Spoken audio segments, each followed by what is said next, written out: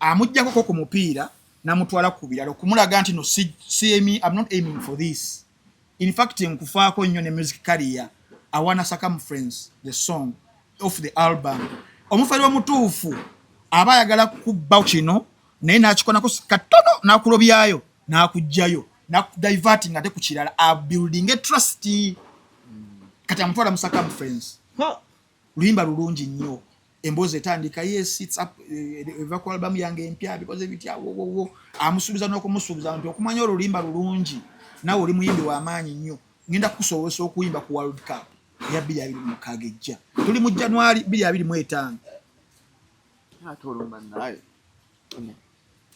nkunyumiza no lutabaalo Shalom mwalabiyesi nkunyumiza olutabaalo kati omufere dukira wayaya bagamba bebe cool toseka muganga wakoze album Break the Chains okulisaka mu friends ogenda kwimba kwa World Cup nagamba Canada nagamba sikiraba Mexico ne USA yagamba nokugamba dungu ngoyiga kamungoro jange kino ngata kirabanga toseka gobuzibu osekera munnaku y'abantu. That is the biggest problem you have. That is the biggest problem you have. There is always a price to pay by that way. No.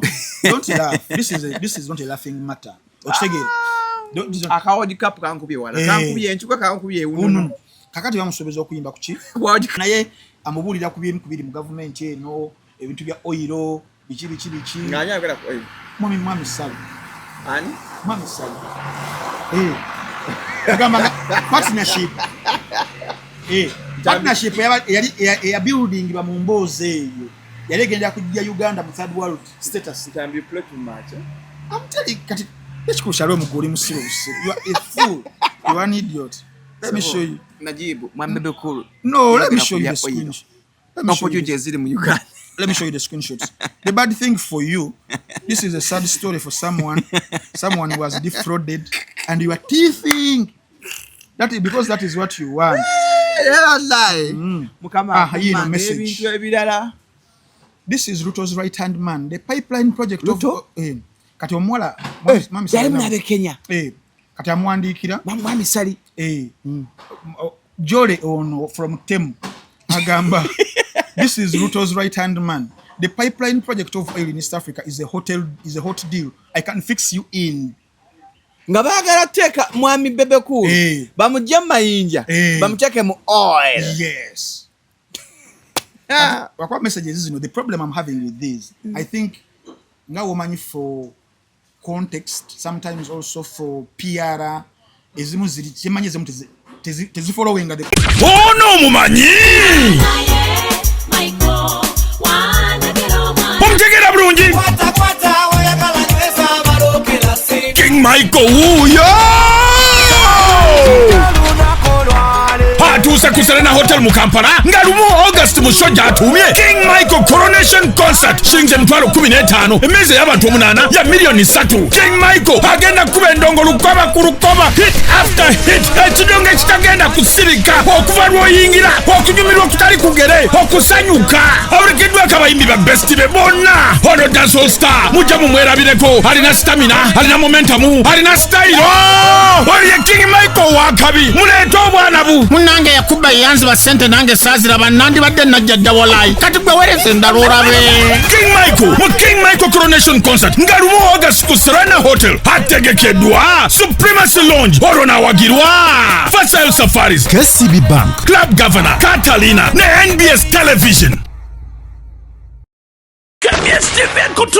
Friends of MC Meya Gaita mchitongole cha Equity for Men bakomye mu season ya yokubiri echali wo mwaka gwende mwachiraba ato mwaka guno tuchirese mu style mpya fireworks mu banga abayimbi bonna first class David Utaro John Black Ruden Waikabako Pacific Vocals Ashro Ujo wo Titi Lady Panzo Lunabe Baza Chris Evans Suno Ben Nembazina Tone Dax Cartel Bruno K Abdumurasi Maulana and Rain Henry Mwante Big SM Wakata DJ Brian Johnson ne DJ Boogie MCZ Easy Kasuku Nesharumba Kantu Nation. Jagwa Gulebidabo Muri Obukali Bialani and Gato Bomba Salon and Sansa. Hemi Friends on Evigendera Co. Nebidala. Friends of MC Mayor Vena Together Committing Point Ganda. Kumina Munano Gomu Savo come Pyramid Mokaga. Hoping of Jawam Tuano. Vipi Mitwale Vidi. Hademeza Kakade. Ngibi Wagidwa. Tula Africa. Tula Quite Properties. Gibbs Bridals. Salon and Sand Shoe Center. Nati Hands on School of Skills. Buganda Kombucha. Viva Organic. Rosemary Beddings. Tim Bekare. Zambia Furniture. Top Prime Machines. Dr. KG Beddings. Balloon Power Center. National Home Health Services.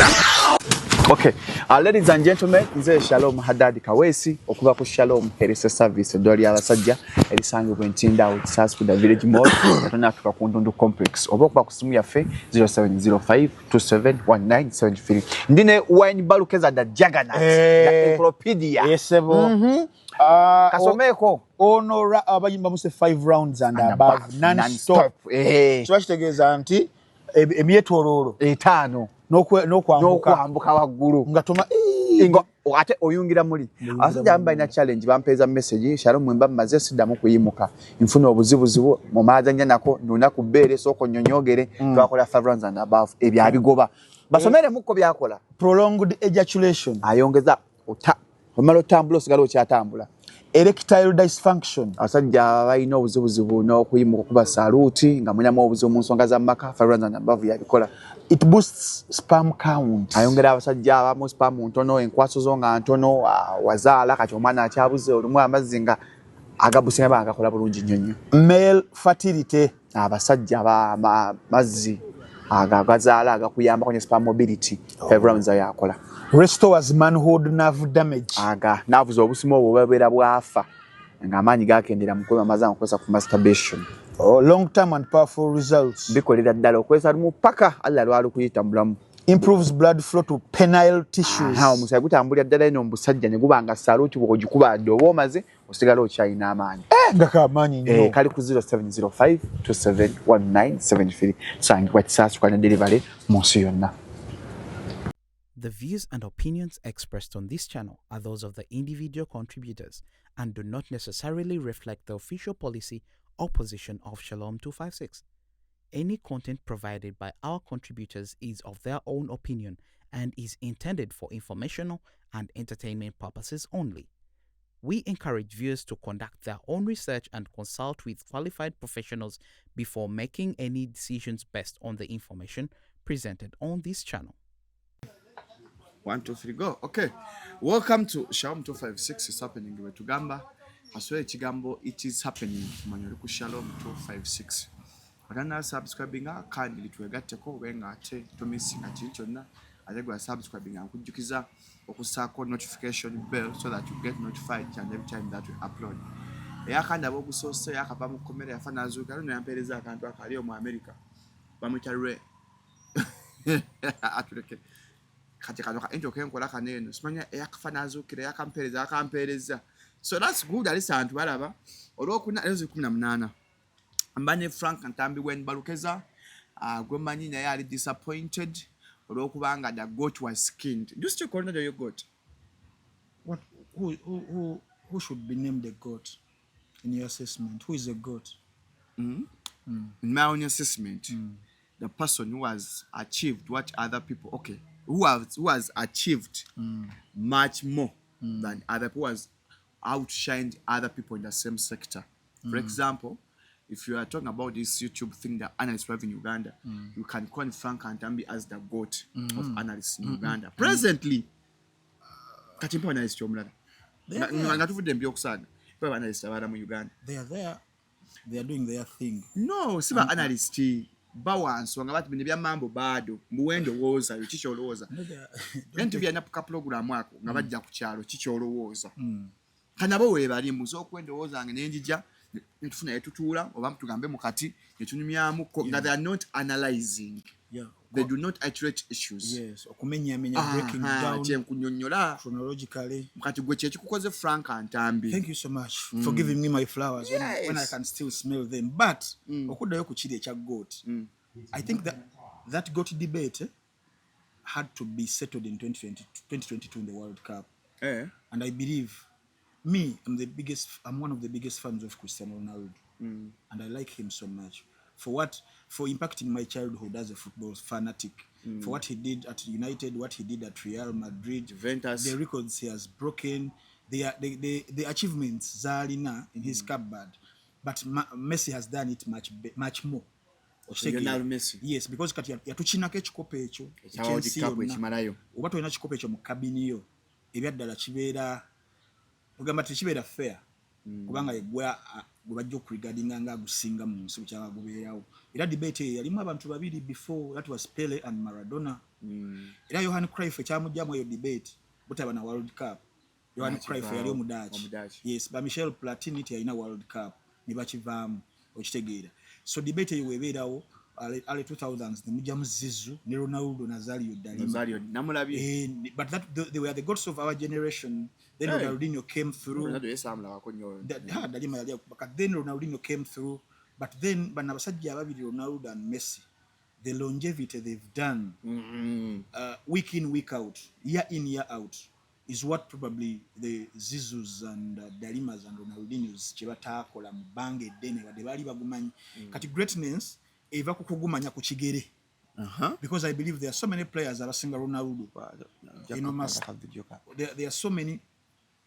I believe there are so many players abasinga Ronaldo omupiira ogumanya that the technical ability. I believe Neymar yes, I believe back then. No, even like the technical ability, the skill set omuntu gyayina. Yes, but that's totally greater than Ronaldo. Kyenkugamba nti greatness doesn't necessarily mean that someone ayina kubeera nga asala ayisaako. Kevin De Bruyne abaddeowa tasaze nnyo bantu but greatness ye mu Premier League esinga y'abasajja nga Austin Jeje Okocha whom we believe nti omupiira y'omu ku baali basinga okugumanya mu kaseera ako. So Messi enjawulo gy'alina, nze Messi siri muwagizi we but I'm an analyst. Manyi bagamba obeera analyst ojjamu biasness, ojjamu emotions and feelings, n'otunuulira factors at play. So Ronaldo and Messi by impacting omupiira kuva bbiri consistently kuva 2005, because you can excuse the years at Ronaldo at Sporting Lisbon, the first 3 years at United, the first 2 years of Messi, injuries yafuna nga kyetimba kya 30 okitegeera, but starting around 2007 kale kangambe na 7 because ojukira Ronaldo yatwalira ebikopo ebisatu ebidiringana ebya United ebyo ebisatu, that was Ronaldo era twamudde Champions League awo, next year tutuse ku final batukubya agenze mu Real Madrid okitegeera. Then Messi kati awo competition yaabwe ndozotandika 2007 mpaka 2026 okitegeera bagayi bagenda myaka 2 oba kisazeko 17 emikwafu tewaliwo ndowooza mu world football baali bakoze consistently bakoze ngaba abasajja ababiri Messi ne Ronaldo. Naye tukkirize tugaane Messi kasita yawangula ekikopo ky'ensi ekya 2022 nze ng'owa Ronaldo natuuka nenzikiriza neŋŋamba not until nga tukiwangudde maybe debate esobola okuddamu okukola ki okuzuukuka. Kati naawe wekitaabeere eyo debate tugenda gikulozinga now because ye chance gyayina eno. Messi wakalaba olunaku olwakeesa definitely Messi ebyo naawe abikola even in his dream. Messi abikola kyo kyenkugamba analyst omutuufu you have to accept amanyi goali instead of okutunuulira owuwo. Nalabye muganda wange Waiki Benda yesterday nga is giving his assessment of the Ronaldo and Messi debate. Kati now Waiki Benda is a typical fanatic of Messi, of Ronaldo. Yes, yes, tajja bijjayo era they will bring in FIFA, student Messi, UEFA, student Messi, all that you can allege and you can say. But believe me, what Messi has done on the ball, nadala period in this era of 18-20 years, on the ball, and also his achievements in terms of scoring goals, in terms of creating them, in terms of making other players better. Waliwo muzanyi abeera ku team nga shininga ate na shining sabalala. That is Messi. Ronaldo aga shining yekka. Yes, bwe busobozi bwe obo kitegeera. So nze ng'omwagizi wa Ronaldo kyannaku nnyo omupiira gwa jjo pressure eri ku Ronaldo tukizo batugaane.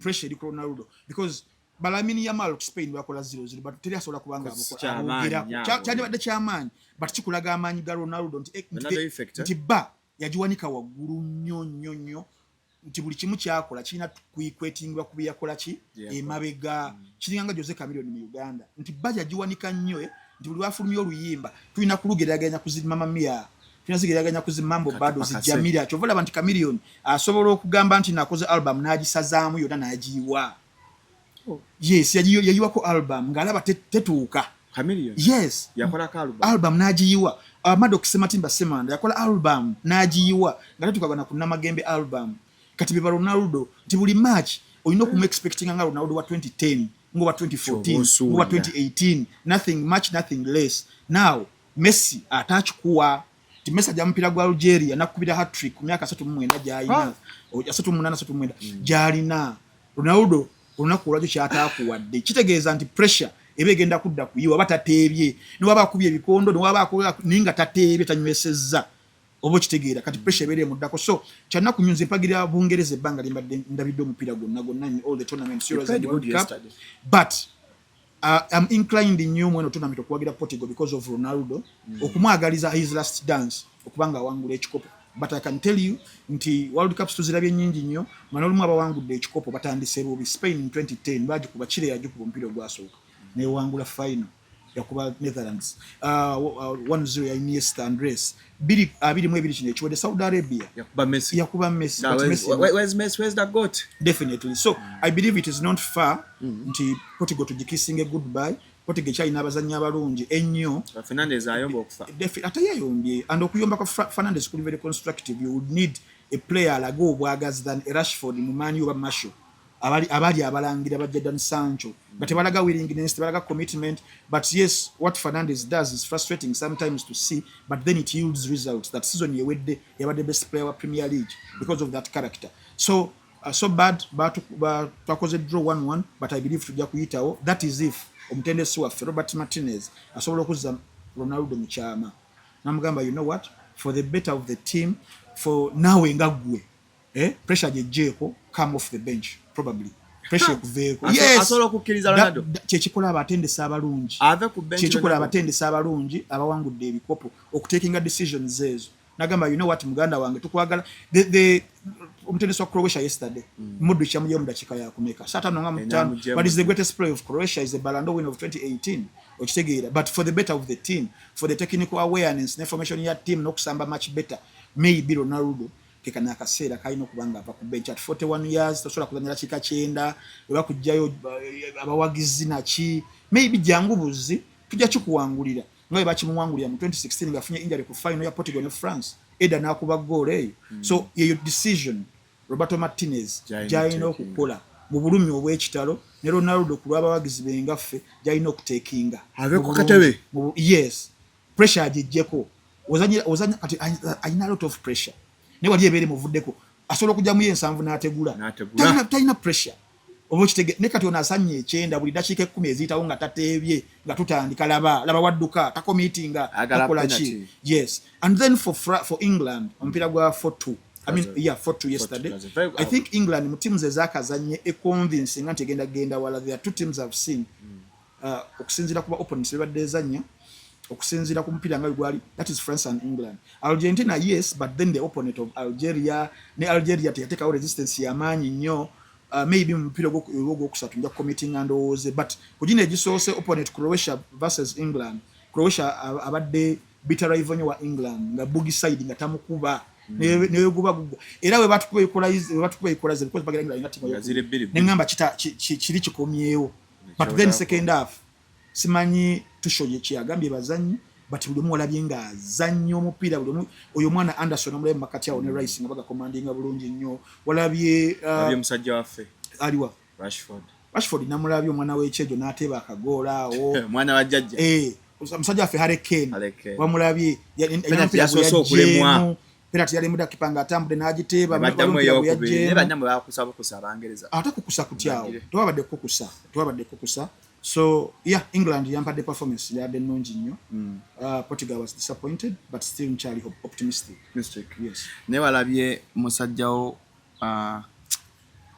yakugamba ni abazanyi bano bakyagala Ronaldo asamba naye aba Portugal balaba nga abamenya kakale kiba kikyamu oli waba akumenya gwe kola ekikyo Gukule ekikyo teri kirimitinga muzanyi kola kiki. Bruno Fernandes teri kikugana kushutinga mpira mu goal. Era yageza ko kushutinga ne ugende wewe. Kongo baadde bazze ku defending anye bagenza okola n'okulumba temukebe n'atuuka n'okulumba. Bwabadde obuzibu ne toso entirely performance ya Portugal tosobola kugisa ku Ronaldo. Timu yabadde mbi yonna n'okutwaliza awamu. They got everything wrong. Kale. Yes. Waliwo antanyumira akanyumiro kano baba kaagala nnyo naddala ka sports nga gwabyogerako obitegeera. Abantu balowooza mbu mbigwamu bubi. Abantu nabagamba if it wasn't for anything I would have been a sports analyst more than a performing arts analyst. Yes. So nako tuli ku A&S Lounge. A&S Health Club okuli kano kajuice bakatuwadde okitegeera kakano kabira kasofu nnyo najje mutumya kajuice nanga atwakunywangako. Yes, kajuice kako kalungi nnyo obona abantu wojja n'osobola okutuula oba yagala katusaba tuli musaba nga 5 nosoka nonyo kajuice kakukka bulungi nnyo konna ko oyagala ka orange oyagala ka passion fruit oyagala ka watermelon whichever oba okedde ku macha ka chai ne kabeerawo ne ka breakfast ne kabeerawo restaurant is there okitegeera kati womalirizanga wa nogenda ku swimming pool wali no ugamu jiramu ku swimming pool bagirayo jiramu ku kamera katono nnyo babirenga bali ku swimming pool ojja kolosa okitegeera tokwata nnyo bantu baliwo na ye swimming pool ye mabegaawo eweze mulaba okweziri ako bwe buno busuuka wa massage kale massage yiri wali massage pala ne spa I mean ne sauna ne spa bena webiri kate waliwo katafa abagala okubanga bazannya omupiira guno gwa kawungeezo guli professional guno tuzanya mwaka kawungeezo buka bia aberenga akamuka ne of course ne competitive galas ziberawo wano waliwo gym eri wano kakati wana abantu wojja buli kimu bage ku kids play center na yes, abana bebazanyira waawo wansi kati kana akafuke motulamu ne munywa kabia kwegamba buli kimu kyonna kye wali yagadde weekiri kati abamanyi kyanje obulungi ova ku mafuta ga prime ngodda komamboga ojja kubeera olengera A&S eri ku kkubo lye nyini libali kujja ku prime ngojje eno komamboga road nga wakaba ku kodi ndowooza ebigere nga bitono nnyo oba batuuse dda wano ate balina ekyenjawulo eky'oluwombo balina oluwombo olulungi noluli organic mbuzi nkoko ndokuwa oluwombo olwo n'ettooke olwo nobeera ng'olya neteekawo basobola okubeera nga bagikola so the place to be is called A&S style tuli mu World Cup abagala okubanga balaba kapiira twala tugende buli kimu funayo ko kadde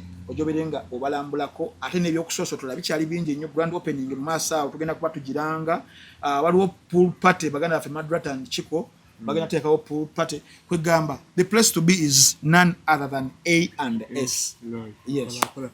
Frank Atambi munne mu nsi ebyofuza ebintu si byangu ebintu byatabuse nnyo jo mulodi we Kampala Salongo Elias Lwago naye bamusindise ku mere ruzira mumbuzeeko gawere ennyemba n'emisango egy'okumanya okwagala okumanya yamanya ku butujju bwagala okukolebwa oba ebikolwa byagala okuteeka enti mu katyabaga n'atabiripootingi kimanyi nno gwe musango singa manya nti Franka Mutujju ne Siropa guba musango.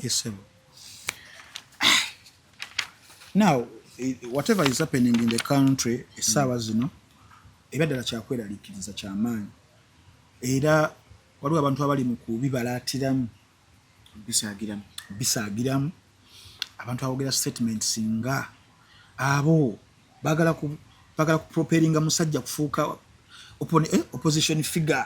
Wali abogera batyo. There are people you hear someone speak nogamba singa bakitugira mu piro nebakikwata nofuna piro nga kikyali kiwere nakunga biringo otegedde nikijja kuba kiwutta nga Katonda mu ggulu lwaki kyannaku nnyo Shalom okusaagira mu bulamu bw'abannaffe kyannaku nnyo okusaagira mu kubonaabona kw'abannaffe naddala gwe abalaata nga you've not contributed anything to this struggle nga nabamu ku bo bawaŋŋanguka bali eyo abaana bakwatibwa wano abaana bakubwa abaana basibiddwa abamu battiddwa and you find people abali eyo nze anyone in Ugandan politics mu kaseera kano kuva 1986 muzeeyi lwajja nga waliwo ebitatambula bulungi mu ggwanga ng'agezezzaako either kubyogerako either kubivumirira either kubirwanisa. I give enormous respect to those figures from 1986. I give them toli nsanga nga nsobola okuyisamu Dr. Paulo Kabanga Semwongerera amaaso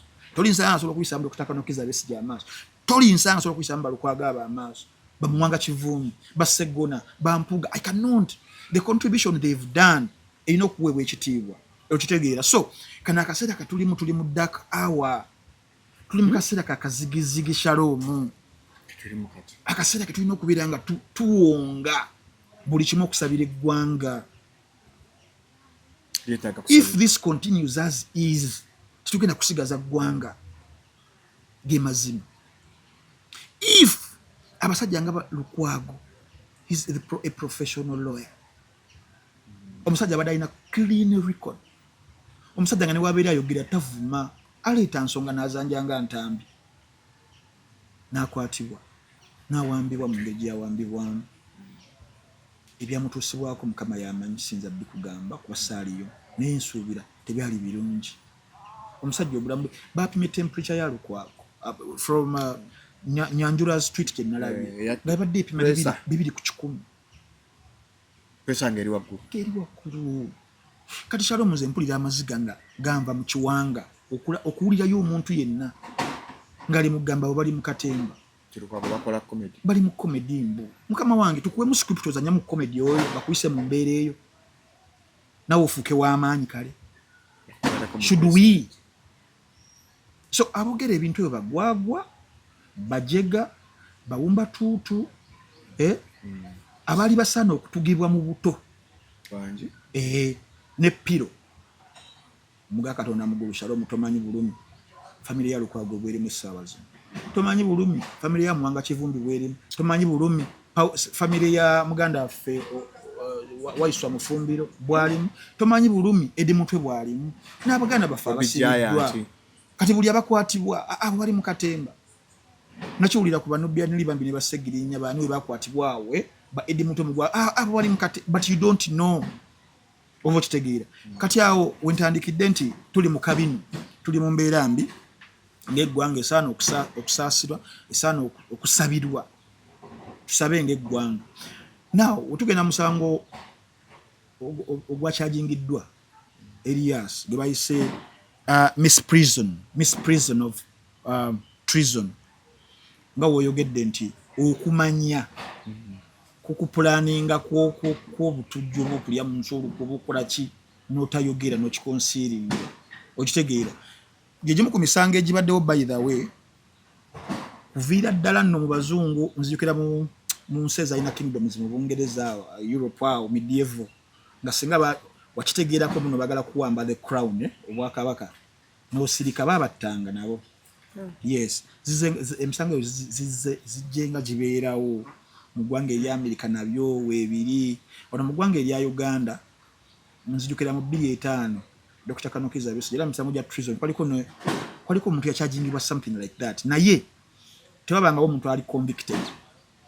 Era kyali kitabulira nnyo ku Besigye. Kese za Besigye ebiseera ebisinga ziba treason ku ye bano abalala be bateekako ku olumu nga bayinza obbasaako akola kuba bo tebali very very high profile. Now for Lukwago abasinga tawe twebuuza bagenda kumuvunaana ki, then this is it, kyali amukola ki, kyali amuvunaana. But okukyambusaamuko waggulu gye gino ku misango emizibu eri oludda oluwawaabira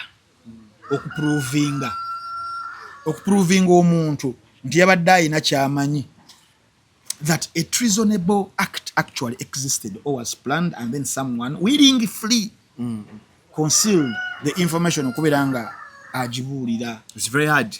It is the hardest thing to prove. And eno video muli gizanya, I don't think there will be a conviction on that. But sometimes nadala political cases nga zino ekiruubirirwa tekibeera nti they will even win a case. Kiba kya kufrustratinga kutta spirit yo n'abakugoberera kuteekayokko obeereyokko ne oba ovuddeyo kiba satisfying. Omu ku bantu mu nsi yonna asinza okuteebwako emisango omumanyi naye yali asingiddwa gulibwa kuba 2:5 kuba repu yakyakuwa kese okutuuka ku gino. So I believe nabo bakimanyi bulungi nnyo that this is something they want to win, but it is something that is being played politically with probably the aim of okumalamu buli muntu alina ku ddoboozi, okumaliramu ddala amaanyi nti Shalom wowulira nti bakutte Lukwago era mbadde ndi ku stock shame nempulira mukulu wa form n'agamba kakati maga tudde mu biri serious nga bakwatidde mu Lukwago akatudde mu bino oba kitegeera kati now if that message etuuka bagamba ekiruubirirwa kyaffe kyakoze kyayiseemu kyannaku nnyo naye kati ekiruubirirwa kyaffe bakifunye kakati elements ezisinga obungi ez'omusango ogwo okuba nga bazimanyi the legal reality now Lukwago is a lawyer owa Dr. Kanokiza Besigye. The presumption oba okusuubira kw'abantu kwali badde nti omubeera nga ndi lawyer oba kati ssaawa zino bakibiina kimu PFF. One is the principle of the other nti abaamanyi but mu mateeka tekitegeeza nti Shalom tuba twemanyi nga tuba mukwano twogera nti mbeera guilty by association nti byoplaninga byonna bambimanyi kati eyo burden eddayo ku prosecution okuproving a court with the proof that will be beyond reasonable doubt bonna tujja kitegeeramu okitegeera so though kiri bwe kityo tuli tugenda ku ingredient number 1 the knowledge prosecution erina okulaga that Lukwago personally knew specific details on a treason plan. And that is the problem. That is the challenge. What are close to Besigye, what are representing, what the very same party, that he was aware of the actual plan. That he failed to report, yes, that he did not report it to the authorities despite having opportunity to do so. You have to prove that. That there's what we call intentional concealment. That says that it is the one must show that is the prosecutor or the prosecution that he deliberately stayed silent or concealed information. Tebagenda ku professional confidentiality or legal representation or political loyalty.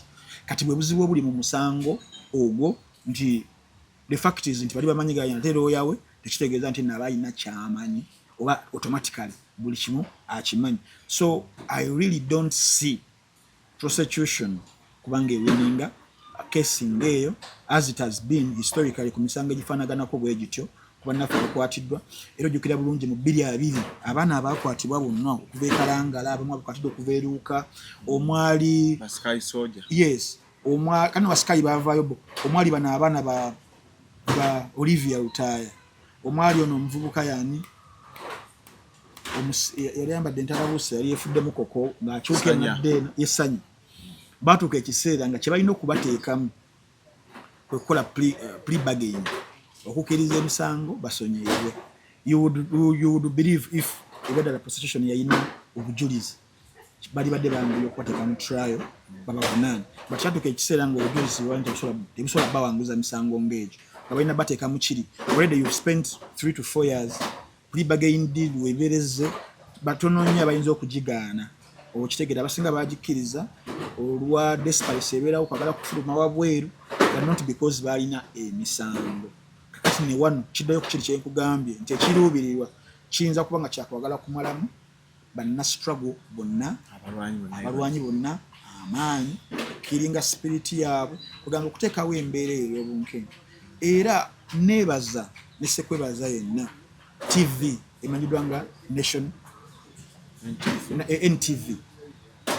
NTV ekoze ekintu fenna abagamba tuli mu media space bala radio bala TV bala print bala fabali eno Daily Monitor and NTV zikoze ekituufu ekirina okukolebwa omulimu ogw'amawulire in terms of covering stories ngezo with balancing them with giving accuracy. Okitegeera kuzo wabadde okutwisa story gye basooka kukola ku Lwokubiri tweet yavaayo tugenda baggala tekyabatamudde kubajja kumulamwa the core the values of journalism. Ne bakola story yesterday ku Lwokusatu kimu okulemera ku nsonga ne bagikola abasinga kasoluwulira ekyo kikumi ngodduka banange zirinda bolwange tawa mmere akati awo bebale nnyo aba NTV. We really don't know what is going to happen to them because olumu tweets eziwandiikibwa omukulu ziyinza okulowoozebwa ng'ez'okusaagirira is happening. Yali ayogera kukwata abaana ba Nuupu natowooza byakusaaga n'abakwata, n'ayogera nti Eddie ali mu basement olowooza asaaga n'amutulaga, n'ayogera kukwata Lukwago n'amukwata, n'ayogera nti agenda Luzira yamutaddeyo, yayogedde kuggalawo NTV ne Daily Monitor tetumanyi. So tweets z'omukulu saagala zitekinga light nti abeera asaaga wadde ezimu ziba zaakusaaga ezo Beyonce njagala abeere mukyala wange ezo zaani ziyinza okubamu ez'okusaaga but tetulina zitwala internet nezibeera zakusaaga. So a media company nga Nation Media omuva Daily Monitor ne NTV okubanga zisazeewo okugoberera omulimu nga bwe bulina okubanga gutambula okukolera bannayuganda ebyaddala mbawa enormous respect. Abaana bennyini abavoicinga abo simanyi Samuel Sebuliba waliwo omukyala munini abo bonna tomanyi kigenda kubatuukako but oyongera okubasaasira n'okubawa ekitiibwa ekyamaanyi okubanga tebeetiiriridde ne bakola omulimu ogw'amawulire. But hopefully tujja kusukkawo wano, hopefully eggwanga lyaffe lyaddayo okubanga litebenkera ate kyongedde okubanga kyeraliikiriza bawagizi ate ab'ekibiina. Walabye omukyala what is her name, Mama Janet, omukyala wa NRM agaba naye mukendeze ku bikolobero kakati fe abali ku ground fe muleetere obukyayi batandise okutuboola okutugoba okukola ki kugamba obusungu obwo manyi wali kyabata transfer of anger omuntu aleme displacement ye y'obusungu nga buliddwa wagiteeka nga giteeka ki kugiteeka walala. So bambi kyannaku nti osaasira ba victims n'osaasira ne bannyini abawagira abantu abo okitegeera. So tusabire ddala bannaffe bafunemu okusaasira, bannaffe bajjukire eggwanga lijja waba alijja wano ate we tuli essaawa zino ebikolobero ebyaliwo okutwalira amateeka mu ngeri etali y'amateeka okukola bye baakola beba abalwanyi ne bajja ne balwana eggwanga ne litereera tugenda mu stability eyo ate stability eyo gye baalwanira gye baateekawo ate essaawa zino gye tulabanga eri mu kukyalengingibwa. That is my biggest worry. Bakutte omuvubuka bambi tinye tabs bamukutte omu ku baana era still abadde high vocal okwogera ku bintu nga webiri as is teyeetiiriridde mu kaseera ffenna abamu nga tuli highly intimidated because okutya kyabuntu otyamu ojjukiramu katabaliko ka Jaden mugamba wadde nina ekyokwogera naye kacano kakakula otunuulira channel notunuulira mukyalawo notunuulira famire yo nogamba kangende mpola wadde ebyokwogera byoba olina olumu bibeera bituufu nnyo naye nogaana naye abantu abeewaayo ate nga balina byerimu naawe balina famire balina abaana naye bira nga boogera ku nsonga ngaezo abo tubawa tubawa bakola that act of valor twali batubawa guard of honor nituba tubasanze abeewaayo mpola. Yes. Okay. Muno wachi agamba ntya Uncle Frank. Muno wachi yakujjukiza nti ku mitwalo sina mingi nno munnatu gibere emitwalo 3 ejja Uganda stanire endawula nkutumiddeko yankubidde gyessimu ng'ali waka alina smart TV empya nangamba kuluntambi kati muno wachi njeyungako ntya wano eri nagirese kuyaya kanjagala neberenge ina account era webale nnyo ndugu ye samwa subscription yatuwagira yebale nnyo naye nga muno wake kujeyungako gwali eyo ng'onyumirwa firimu enjogerere wa VJs ba Uganda omuli Junior Emmy Jovan Tom Shaukan Jingo I Speak Evo Kevin Chris Sweet HD Danid saako n'abalala nga VJ Ulio ogenda bugenzi no download. First step, download the application on your phone. That is the first step. Why?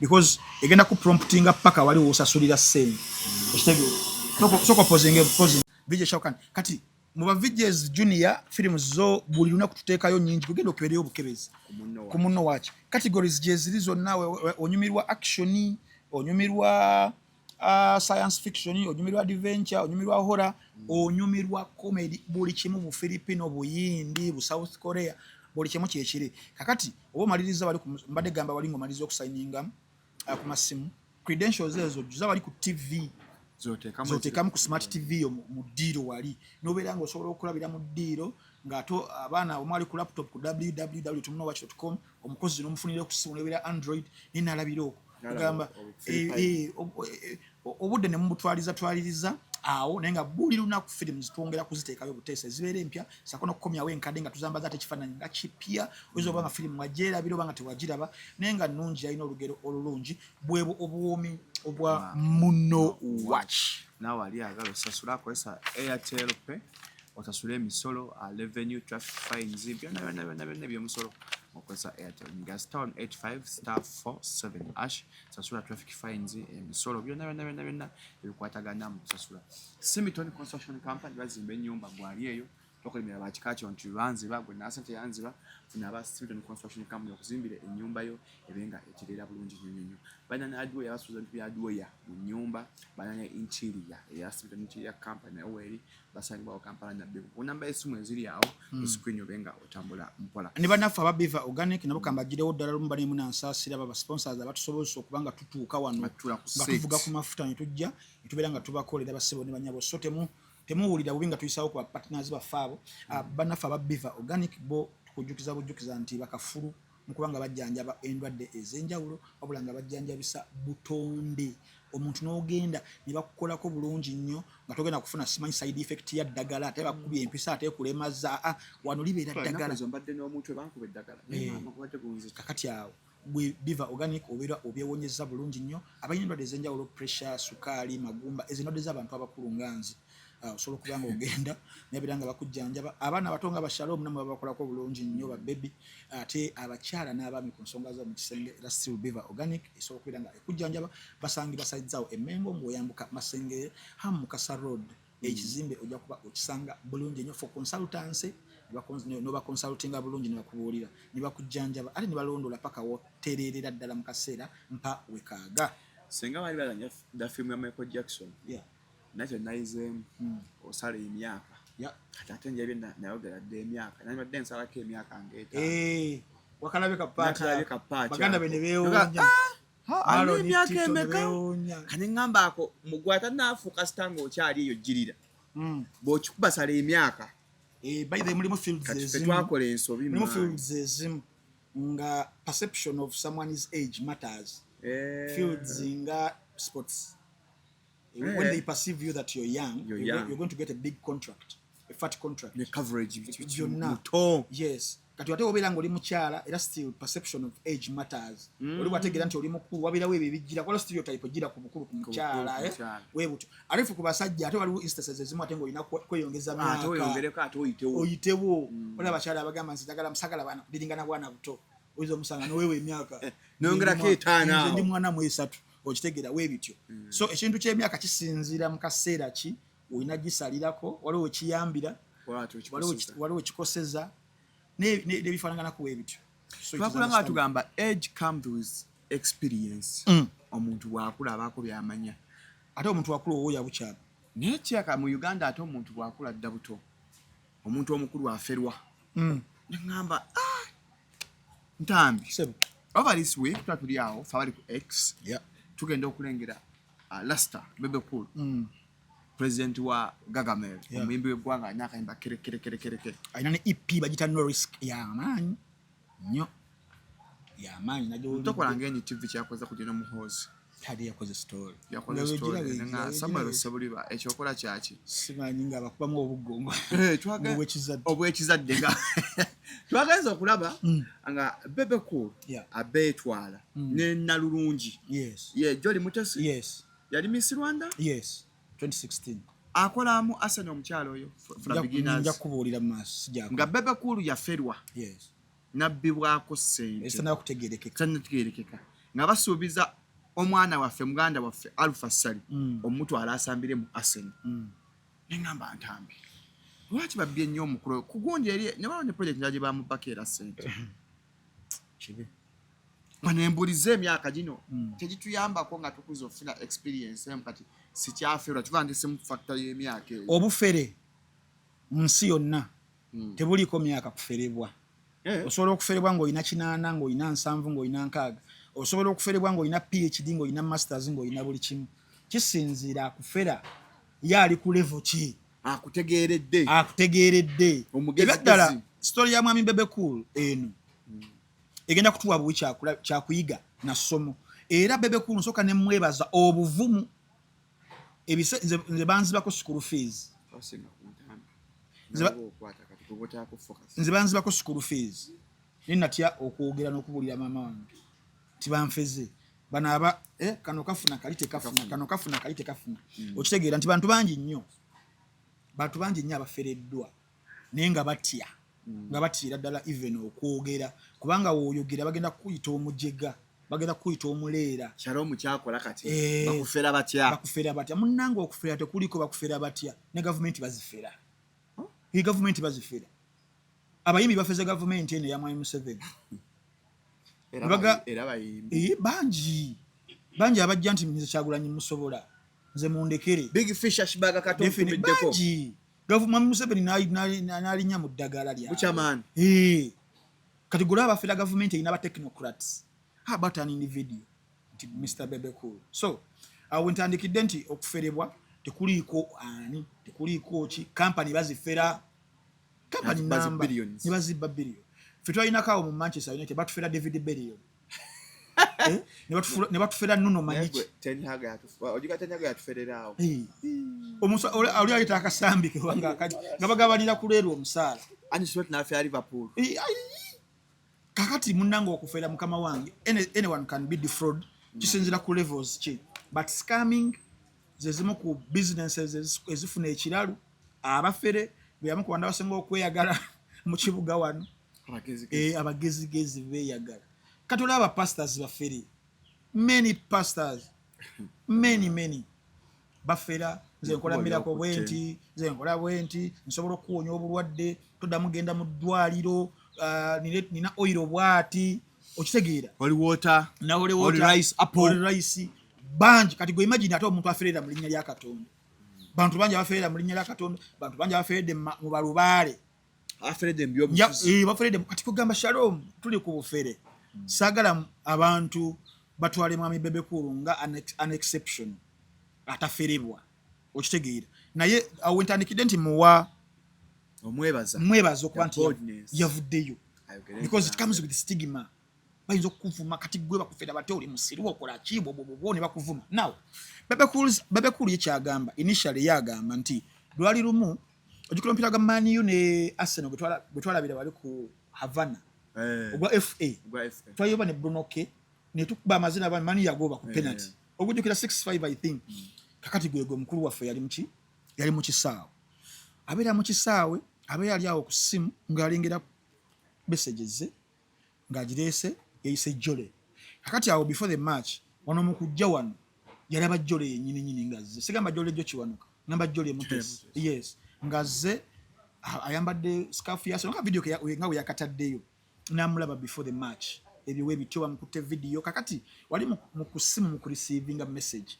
oli amu introducing herself as Jole namuwa n'ebifaananyi ne video nga wabirabye wali omufere oyo kati naye agenda okulaba nga omuntu ono amulabye wali ate kyekifaananyi kyalina ne video ne profile picture nga kati abafere jjukira ebiseera ebisinga asooka n'apima gwe gwagenda okubba n'akupima n'akuba jjukira omufere ebiseera ebisinga kubeera steps ahead kubanga gwoba tokisuubira gwe consciousness yo ebeera mu nnomu eyiye ebeera erode complex ebeera brain bent ngeri eno waggulu nnyo kati mba ku levels ki zezimu ekyokubiri n'abala ngenda kuferera kwani togera kuba imposters aferera mu linnya lya Shalom Kaweesi kati aba yasoma Shalom nnyo aba amanyi Shalom n'okusinga Shalom wamanyi Shalom omufere omutuufu entambula zo bikoze bitya byonna oba bakateekayo video nga yagijeeyo dda yagiwanudde nga asobola okugitambuza okutegeera ebifaananyi nga asobola obitambuza kakati wano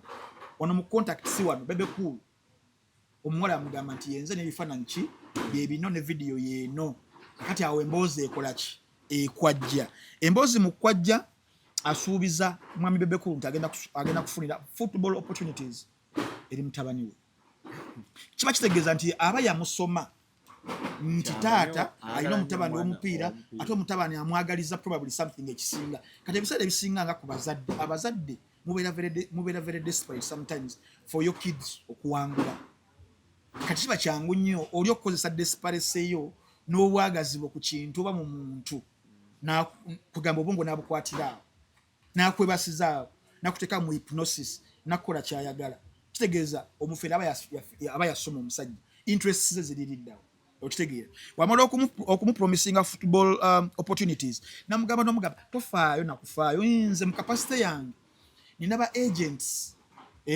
abalina links ez'enjawulo ne Fabrizio Romano Here we go. Era deal yo ene happening. Alpha Sare. Arsenal. It is a done deal. Yes. It's not now a matter of when. But now he's going to do medical. Alpha Sare endurance Arsenal. Definitely. Okitegeera. Kati omufere. Amufere abamanyi. Sajja akwanya kafaji mutwenga Romano ayogera. Webale. Kakati namusuubiza ebyo mu mboozi yennyini nnyini amuggyako ku mupiira namutwala ku birala okumulaga nti no I'm not aiming for this. In fact nkufaako nnyo ne music career I wanna circumference the song of the album. Omufere omutuufu aba ayagala kubba kino naye n'akikonako katono n'akulobyayo n'akugjayo n'akudiverting ate ku kirala building a trust kati amutwala mu circumference. Luimba lulungi nnyo emboozi etandika yes it's up eva ku album yange empya because ebitya wo amusuubiza n'okumusuubiza nti okumanya olulimba lulungi nawe oli muyimbi w'amaanyi nnyo ngenda kukusobozesa okuyimba ku World Cup ya 2026 ejja tuli mu January 2025 atolomba naye nkunyumiza nno olutabaalo Shalom mwalabiyesi nkunyumiza olutabaalo kati omufere dukira wayaya bagamba Bebe Cool toseka muganda wakoze album Break the Chains okulisaka mu France ogenda kwimba ku World Cup nagamba Canada nagamba sikiraba Mexico ne USA yagamba nokugamba dungu ngoyiga kamungolo jange kino ngata kirabanga toseka gobuzibu osekera mu nnaku y'abantu. That is the biggest problem you have. That is the biggest problem you have. There is always a price to pay by that. No. Don't laugh. This is not a laughing matter. Okitegeera. Akawodi cup kankubye wala. Kankubye enchuka kankubye unu. Kakati bamusobeza okuyimba ku ki? World Cup. Ngala kwimba circumference. Whichever. Bebe Cool has sung on big stages before. He sang at Nelson Mandela's birthday in 20. Telusobola because it's an achievement. He achieved. No worries, but if you achieved it, you achieved it. We all thrive through history. History makes you present sometimes. Yes. People, when someone achieves something, it doesn't matter. It doesn't matter history. What manyi history wo, toli manya present yo. What manyi jova, toli manya jegenda. No. Nanti era history yakola mani goza achi maniste wangu chikuboneta abawasanyuka. So omufera agamba Bebe Cool. Yes. Ogenda kuimba kwa World Cup wa 2026. Ono yimba Mexico, Canada, bagala USA. Nagamba America ejja kunkolera. Ejja kunyanguyira. Ati yabadde mu conversation ye. But ngeza ko kulaga omufero ono. Ndi yazanyira ku musajja affe. And it happens by the way. Bebe Cool yebuza kwa na amuli oku. Kanyumye emboozi. Nkubuuliraawo. Jukira mu Uganda tetwagaliza. Goza laki mu Uganda Shalom wofune ennyonyi. Oyogera otuuse China. Ntambi ayinza okukuloga. Abana Uganda, Abafrika, tweraguza oba okwebuusa. When you have anything good, don't tell it. Someone aja kiyingiramu.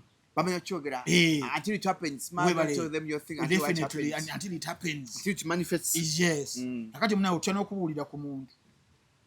Abaferefe batufedanga nga tuli bato. Nagamba bano amuzungu yasudde golo. Nagamba tubako omuntu enena gwogambako. Tambula butambuzi mukungujjo. Ogende wakolete ssente. Ogamba omuntu omukisa ogenda kushiftinga gudde ku ye. Kakati mune Bebe Cool tena gwe yabuulira ku Wacha World Cup. Anyweza omukisa. Yabuulira mami. Mamizo. Mami naga oba naye nga nasanyuka. Okitegera agenda kukola cake ku World Cup. Yes. Now, amongst other opportunities of course, okusinzira mu conversation neziri mu kubanga zikola ki nga zijja. Mwami Bebe Cool kenyine era mu mboozi eyo. Screenshots nazisomye. Nga naye amubuulira ku bintu kubiri mu government eno, ebintu bya oil, biki. Nga anyagala ku oil. Mwami Salo. Ani? Mwami Salo. Agamba partnership. Partnership ya building ba mu mboozi eyo. Yali egenda kujja Uganda mu third world status. Can be play too much. I'm telling you, kati ekikushalo mugoli musiro. You are a fool. You are an idiot. Let me show you. Najibu, Mwami Bebe Cool. No, let me show you the screenshot. opportunity eziri mu Uganda. Let me show you the screenshots.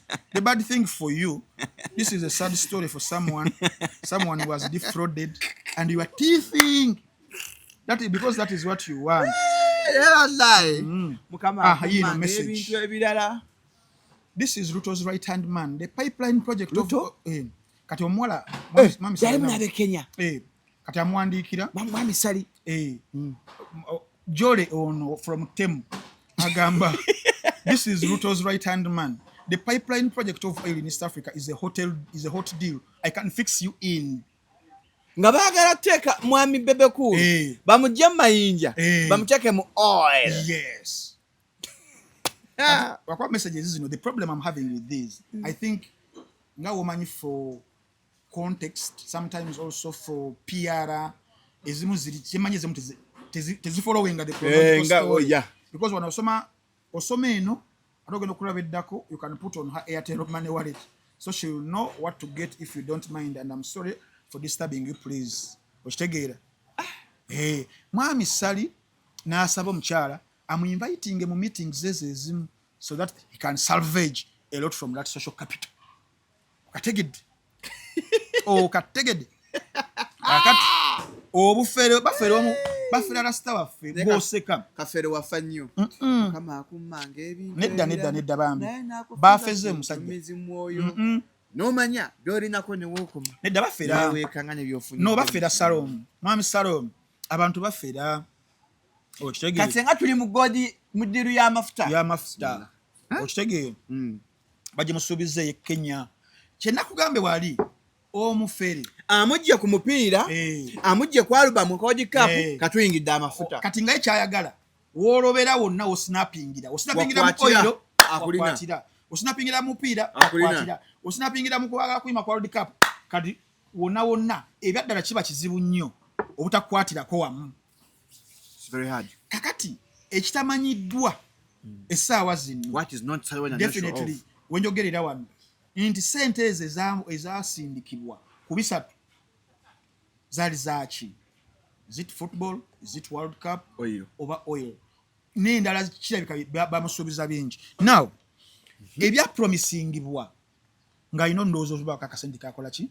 Kawaayo musajja wattu. Tebanguzi. Tebanguzi iba kickback.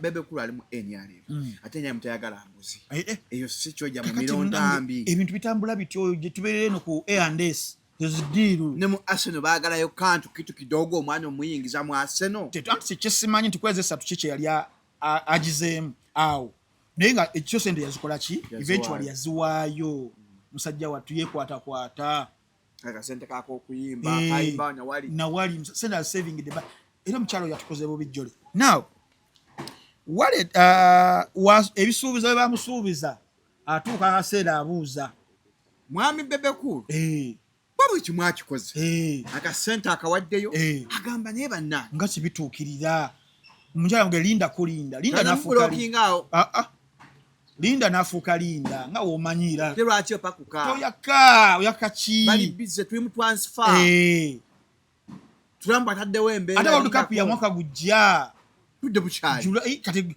badabo yasobola okuyimba nga woli tebakimugamba nina nti omuyimbi yabadde omubana boyi okategete kakati omusajja n'alinda buli kimu Rasta Bebe Cool atuuka okubigattagattamu n'obudde n'ategeera nti yaferebwa yabbibwa kujja wangu okuvayo publicly n'ayogera. Now ku side ya Jole si Jole Jazz Jole Mutes owaddala nokagattako owaddala mu defense ye basawo ne banya bali mukulaba Shalom 256 ne channel ne Shane inze ndi mukutemera sagala ku dismissinga Bebe Cool ntinyo yamubba mu manyi okitegeera nenjagala okubulira ono ayogera kino amateeka gogera kino katugenda ku side yani ya Jole original Jole Mutes atebereza okuba nti ye mufere definitely Jole Mutes singa sinaba na kugenda ye byayogera yino profile yi njikubuulireko ndajikubuulire ddala awangalia France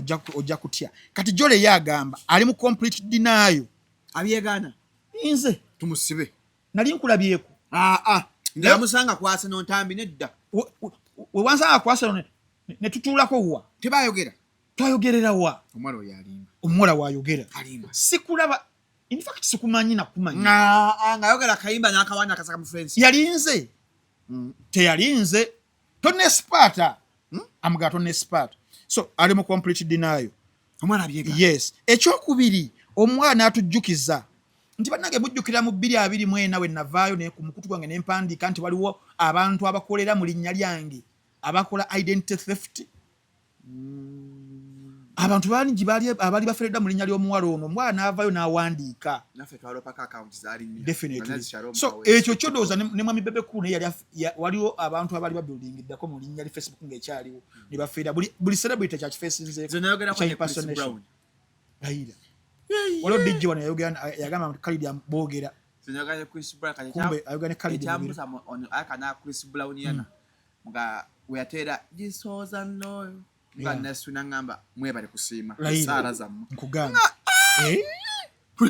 we buli omu mayogera ne Chris Brown inze just last yomwana yakola YouTube mu linnya lyange bayira twamagiro kati identity sabo nga bien kola ku TikTok eno nga abukwata nganya buno obwaffe nga ne shoza fast yesu tukoza wano namba ajiba na ajiteekayo kati nga identity ya ajibye kyatuka ku mwana Luira iti oyo bamusibira identity theft simanyi but that was identity theft yamusibira obwerere kati identity theft ebeerawo kati omwana agamba it was identity theft era mwami Sali waawandika ebintu omwana amureplyingirawo laka ebigambo byakozesa we naabikozesa njala bikanga voola ng'omwana nga we yabyogera naye tebyali birungi direct speech passive speech passive nedda sijja kupassivinga sijja naye yamugamba webeereremu upset now kakati omuwala n'agamba account eyo gy'oposti nze si yange n'ennamba gy'ogamba si yange oh yes omwala yeganye maze tubba yes yeganye ebintu era namuwoninga otalekerawo ojja kunfunamu obuzibu yes kakati namugamba accusations ezo damaging reputation yange genda mpola mwami Sali omwana akolanga in the first place ngenda kubuulira kakati twali tuli awo ng'ayise mu bambidde omwala nga awaddeyo lawsuit omwala abeera mu Uganda abeera Rwanda ati lwaki toloopa nga balina gwe baloopewe Canada amateeka gakola n'obeera oli ludda bakusavinga they serve question is okuwangula omusawo gwa Airtel ali mu Uganda now yawaddeyo defamation lawsuit era defamation lawsuit egamba omukulu ebigambo byakoze bidamaginga bitifaminga abijjeyo birebula biki oba si ekyo bajja genda mu kooti criminal ne civil kakati abafere ebyaddala Shalom gye bali omukulu ebbaluwa yagifunye era bagimutaginze muga yiyo era nchi waba mservings banzo bagiwadde council able whichever but yagifunye olunaku olwajjo yagifunye kakati omuwala ono kennyini she was once a victim of okumufera Jole Mutesi waba obusungu naye bwe yafuna mu kumufera mu 2022 kyali kitya nga kye bafeze mwami Sali ne bamufera mu 2022 but waliwo ki company South Africa ekyatagetinga omuwala ono nga kipozinga nga an executive company mu South Africa, one of the South African companies era bali bakiyita Orum Holdings nakinoonyerezaako nanonyereza ebintu bino era mumpe ku kitiibwa kakati nekya provinga ngawe kiri highly professional kufunira abantu mu East Africa abava mu East Africa n'ensendala emirimu egy'amaanyi nekirimba omuwala ono mu 2022 nekimugamba nti in fact guy yali akikulira kikampani kino yali amuyita Thabo Bester nga yeeyise Tike Nkwana nga chairman wa group eyo ne Nandifa Magudumana nga ye CEO kino ki Aurum Holdings oba kitegeera kati mukaseera ako because white omaka gumuni babasiba babakwata bano ne babasiba balimbi omwana amwa offer 2022 manenya gatuulizeewo nnyo wano ba celebrities ba Uganda tuyige tulina bwe tugenda okuyigira ne kimupiikingira bamugamba we are giving you a once in a lifetime opportunity. It is a live or take. Bujjalo. Omanya bafere batyo. Guno omukisa ogusubwa gwe Shalom. Owed. Tegenda kuddira. Bamupeechinga babuuza kiki niyamugamba ogenda ku becoming a presenter aweereza ku some of Netflix shows zetegese mu South Africa. Netflix tugenda kuwa omulimu nga gwe presenter tebakomo niyamugamba ogenda kuva Rwanda gyoli orilocatinge ojje mu Cape Town tugenda kuwa ennyumba emmotoka obeere ng'obeera eno contract ya myaka 6 ng'ofuna obukadde 3 ku buno bwa $1 buli mwaka bamuwadde offer now. Omuwala n'ababuuza njagala kati wano now this is the difference between Jole and Mami Sally. Mami Sally byalemeredde okukola. Omuwala n'amubuuza n'ababuuza lwaki nze nga munjagadde nnyo temulinayo bannyina mmweyo bonna ab'ekika baafuna naye amugamba nedda tebaafuna mirimu ne tebalinga gwe omufera amatiza bamugamba nti mu East Africa wano mwoli tukulaba ng'omukyala omu kubasinga public recognition East Africa nayo kumanyi tukumanyinga omu ku bakyala balina media experience ey'amaanyi engeri gy'oliko Miss Rwanda influence yo y'amaanyi nnyo ate ekifaananyi kyo image yo eri appealing across Africa tebamuwulirako diri bagireetera ono kakati turning point we yali now this is the difference what we call due diligence mu Luganda kiki okunoonyereza ku kibakugambye oba kituufu due diligence it is the difference between what Jole did and what Mr. Sally didn't do in this case as I will explain. Omuwala abaga instincts zimugamba this isn't right kino si kitu it is too good to be true. Ababuuza ebintu bino mu email njagala mumpe company profile yammwe eya Oram Holdings njagala mumpe official invitation njagala mumpe hotel booking mu confirming njagala mumpe supporting documentations ezabye mwogerako kwegamba nibabimuwa ngababirina babifera nibabimusindi obo boyagala buubwo akati ako muna Uganda asobola okukoma kweyo level n'akitegera muno buki batuufu. Omuwala kye yakola uyafuna bino n'abikwata bukolokolo n'abisindikira Rwanda authorities for verification. Njagala nkulagedde difference abibasindikira for verification babikebere oba bituufu we bituuka mu government ya Rwanda mu bannamateeka nga bayambibwako Rwanda's diplomatic mission mu South Africa ne balabanga buli kimu si kituufu bina red flag. Omuwala awo we yabuukira mu ssanda baali bamumaze but she did what we call what due diligence. Now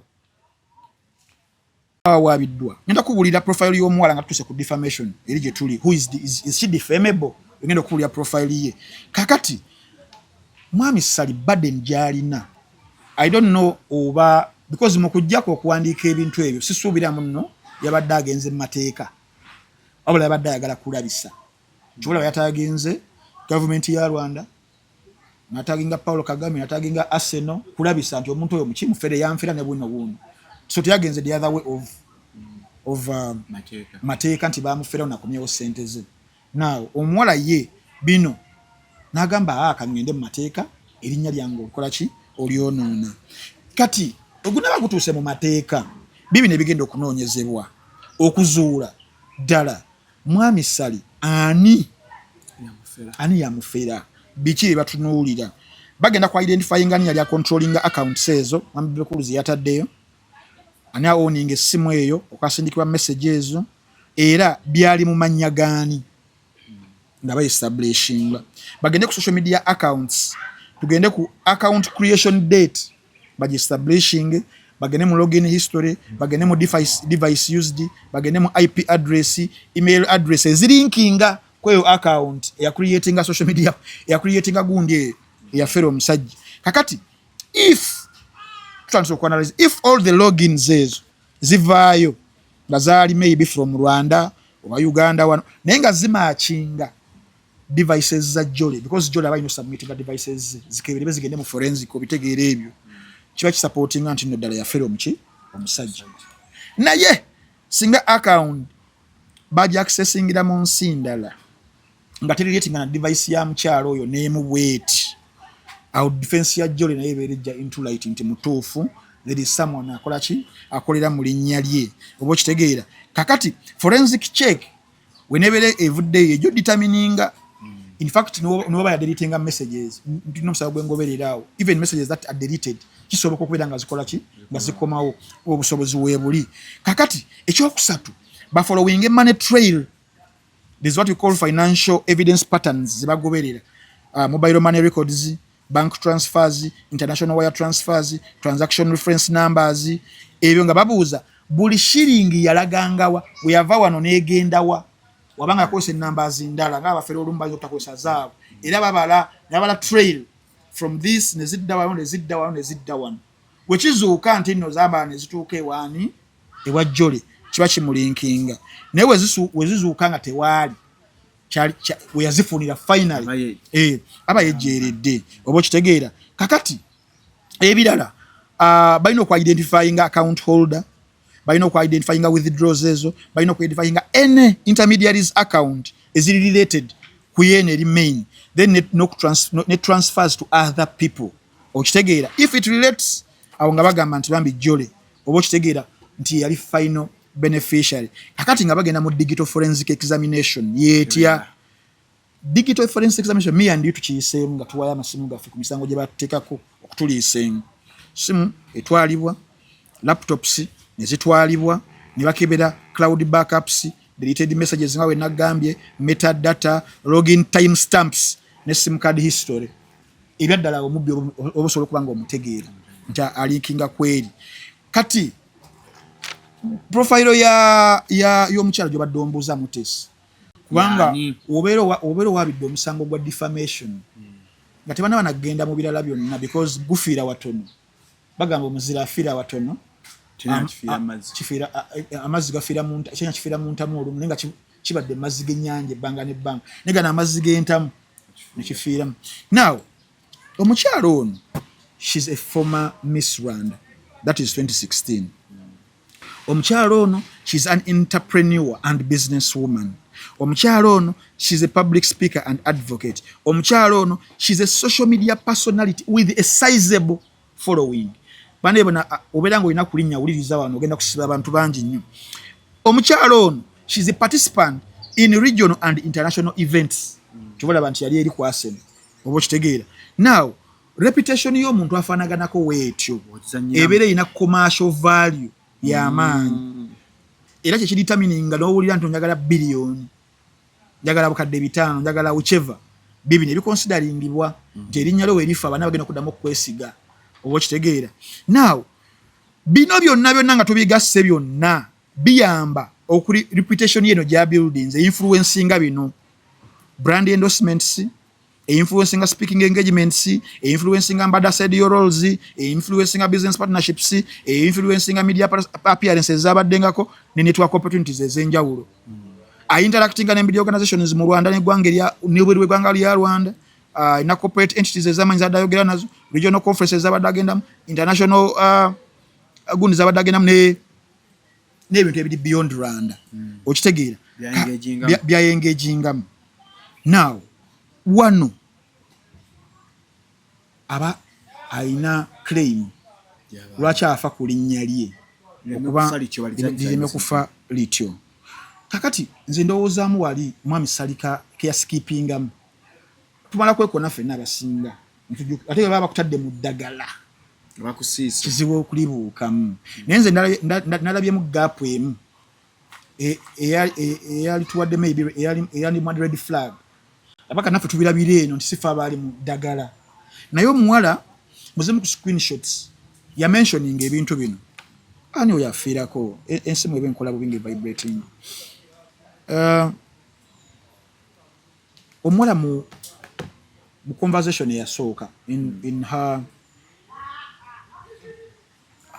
how she represented herself okweyogerako yagamba representing Arsenal ne PSG.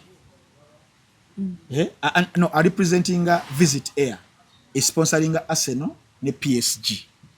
Okitegeera ate namala n'agamba akola mu Rwanda High Commission gyakola. Now challenge eriwo watokoze due diligence ng'omuwala gye yakola kaka nabadde nkafunye Jole Mutesi tasobola kuba nti ebibiri biri mu sentence emu. Lwaki campaign yo nyini sponsoring Arsenal ya visit Rwanda ne PSG eyo Arsenal yagisigninga wakati wa Arsenal sako ne Rwanda Development Board yegitwala si Rwanda High Commission.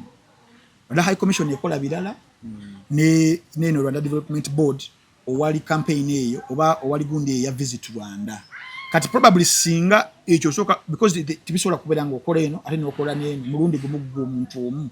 Kati ke red flag akali badde kasookera ddala awo.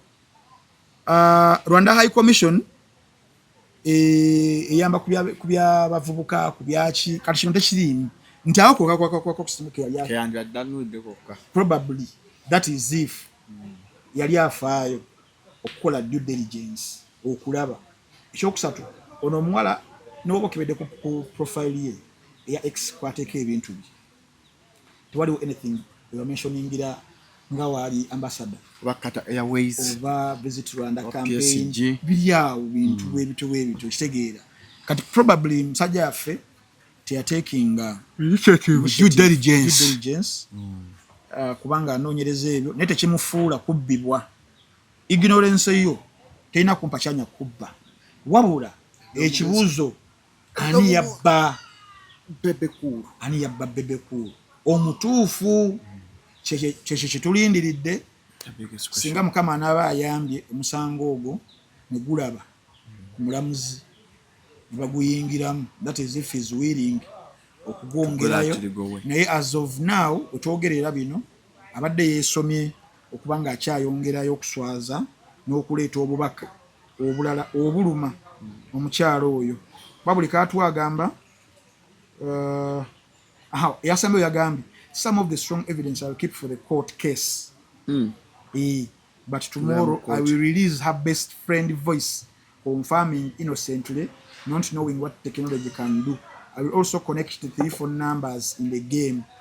Okay. Yes, kati awo tulinze wanaba tusobola okubanga ayamba connecting anga ye naye ate talina bukugu ababulina bebali aba forensic okulinkinga ebintu ebyo basobola okulinkinga Sengasidi ku kibaluwa ekya Praba mu coach ya Canada.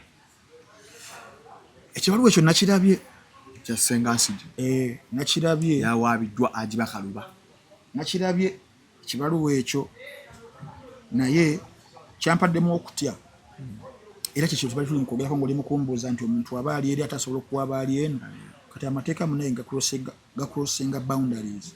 Omuntu abeera Uganda n'asunga omuntu ali mu America, omuntu abeera mu America n'asunga omuntu ali Uganda, omuntu abeera Uganda n'asunga omuntu ali Canada.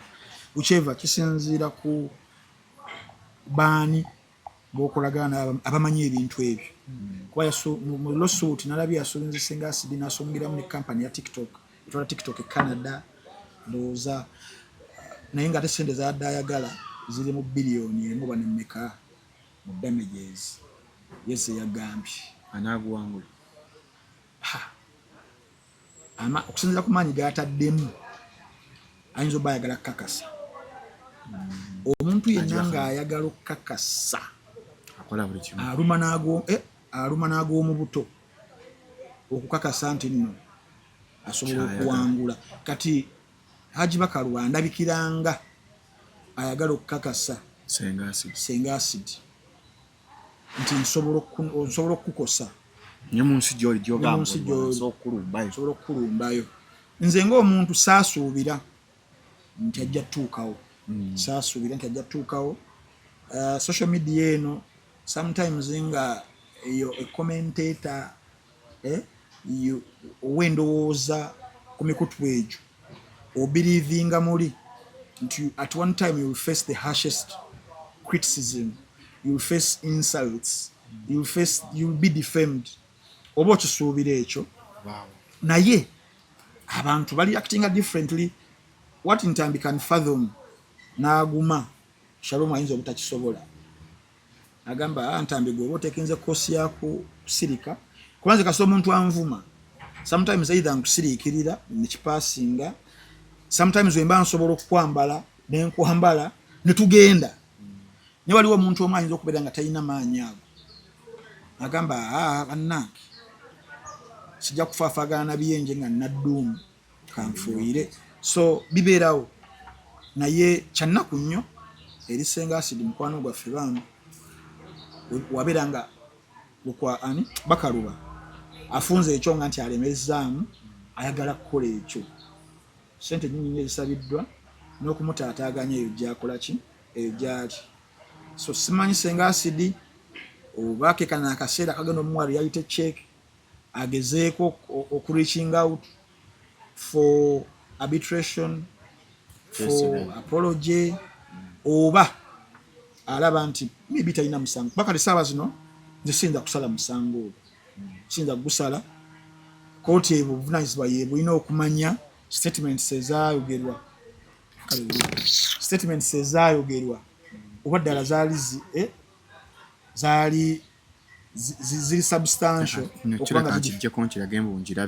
zaali substantial okulaga oli mbuno yakola ki yalebula oba yavuma kya kooti kyolanze musango gwange nawulira bubi nga baganda bange bambiko nnyo bagunsalidde oba okitegeera nga kooti kyenakubeera esalawo because the reason why we go to court kujjawo nkaayana kooti yeritanira okusinziira ku mateeka kati ffe ng'abantu naddala ebintu ebyo biri very technical tuba tulina kulinda ki kooti but then maybe simanyi bwobudde obuna abulina Ssenga Acid naye nyinza okukikuwa nti maybe Bakaluba ayinza obba abulina yine Ssenga Acid alina amuddale Ssenga toli kabada Ssenga lutuwe amuddale omulabe nga ali mu kabox wali mulabe musajja wange oyo mwagala amuddale anyumira nnyo is funny very funny. He's a funny guy Ssenga wamma lutuwe asidia wali eri Ssenga toli kabada like I laugh nenze ku muntu ena nga akola mulimu guno gwe tukola simwagalizangako ene lawsuit kugenda gyali kubanga ffenna aboogera it is a matter of time okuseerera tujja kirozaako osobola okuseereramuko mu njogera oba mu ntaputa oba even mu kupa obanga ne sosi yakwadde sosi enfu so siyinza kuddawo nensalira muntu musango naddala nga tukola omulimu gwe gumu guno gw'okwogera kale kitugaasukanaku olwaleero mubeere bulungi mweraba